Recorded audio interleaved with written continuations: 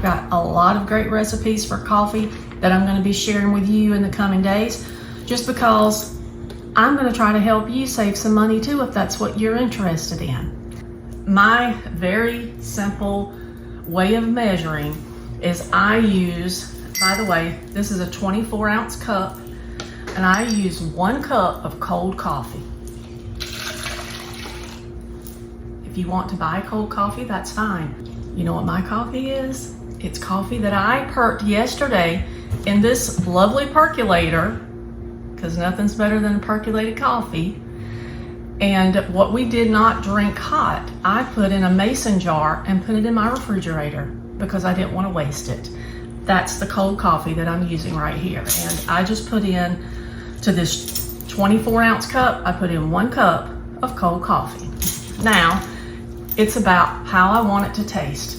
What flavor do I want? Well, I love cookie butter. And this is Skinny Mix syrups. You can use whatever brand you like. These are really good. They're sugar-free. You don't want to do sugar-free, go buy yourself some that's got sugar in it, but decide on your flavor. My favorites, cookie butter, butter toffee. But I'm going in with my last shot of cookie butter. I would normally do 2 shots of that. And when I say a shot, that was about a tablespoon. So I've got to have a little bit more sweetener. Skinny Mixes also does a simple syrup that I really like because I don't always want the flavor to overpower the coffee, and this just sweetens it without the flavor. So I'm going to do 1 pump of that, and 1 pump, in case you're wondering, is about a tablespoon. Now I'm coming in with the ice and give it a stir. Now you can stop right there if you don't like your cold coffees with cream. I actually like the cream. I want all the cream. Cold coffee, I've sweetened it. I've got the ice in it. Now I'm going to come in with the cream. Now I'm using half and half. It's not going to take very much because if you can see, I only have about that much left in there.